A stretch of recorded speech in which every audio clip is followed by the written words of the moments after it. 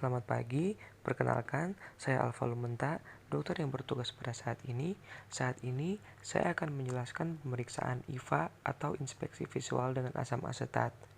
Jadi, pertama-tama tanyakan identitas pasien, kemudian melakukan anamnesis pada pasien dengan menanyakan pada pasien apakah pernah mengalami keputihan yang banyak dan berbau, yang berwarna kuning atau berwarna hijau, kemudian apakah ada nyeri saat berhubungan seksual atau keluar darah setelah berhubungan, kemudian pastikan pasien yang sudah memenuhi syarat untuk melakukan pemeriksaan IVA, seperti pasien sudah pernah melakukan hubungan seksual, pasien sedang tidak haid, atau pasien tidak melakukan hubungan seksual selama 24 jam sebelum pemeriksaan.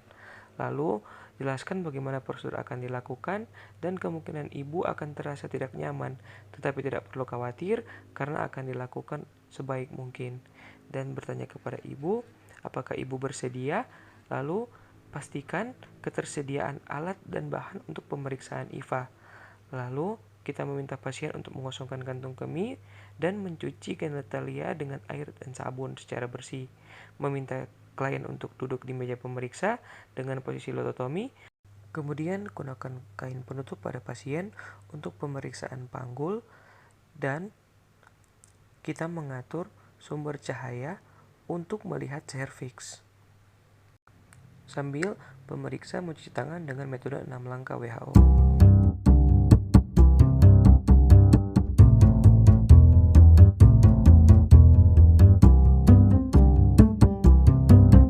Selanjutnya, kita mempalpasi abdomen dan nilai ada ketidaknya kelainan. Nilai lipatan paha, ada massa atau ulkus, lalu kemudian cuci tangan kembali. Kemudian kita atur penempatan peralatan dan bahan-bahan yang akan digunakan dalam mode steril, pakai sarung tangan steril.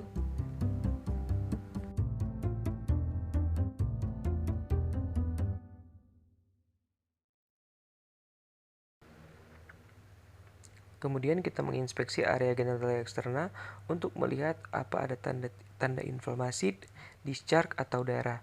Kemudian kita mempalpasi kelenjar Bartholin dengan menelusuri labia mayora kanan dan kiri, lihat apakah ada benjolan atau nyeri.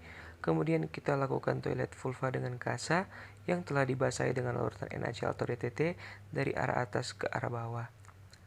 Kemudian setelah itu ambil spekulum dengan tangan kanan, kemudian kita oleskan gel agar spekulum bisa mudah masuk ke dalam vagina.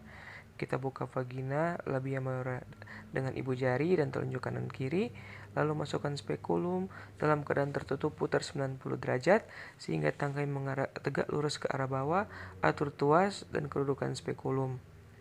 Kemudian kita mengamati bagaimana porsio, lihat bentuk dan ukuran dan warna porsio, serta sekret vagina.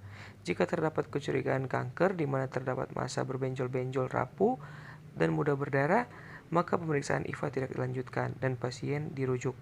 Jika tidak terdapat kecurigaan kanker, identifikasi squamous columnar junction atau sambungan squamous kolumnar.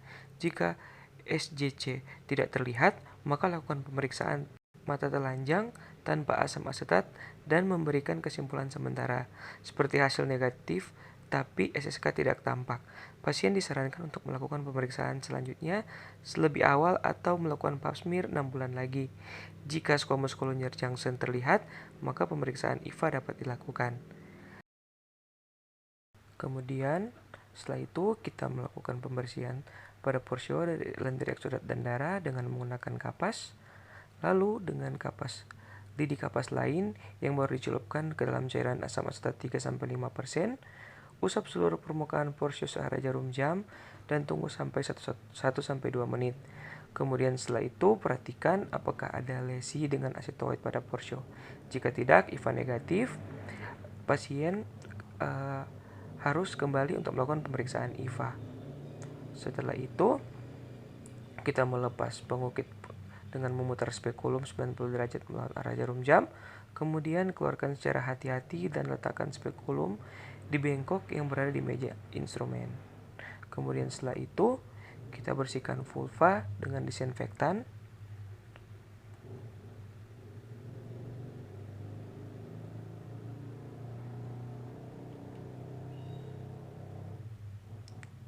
Kemudian kita melepas sarung tangan, kapas, dan bahan sekali pakainya ke dalam kontainer tempat sampah bahan. Untuk alat-alat, kita rendam menggunakan larutan klorin 0,5%, beritahu pasien pemeriksaan sudah selesai, dan jelaskan hasil pemeriksaan, ucapkan terima kasih, dan cuci tangan menggunakan 6 langkah WHO.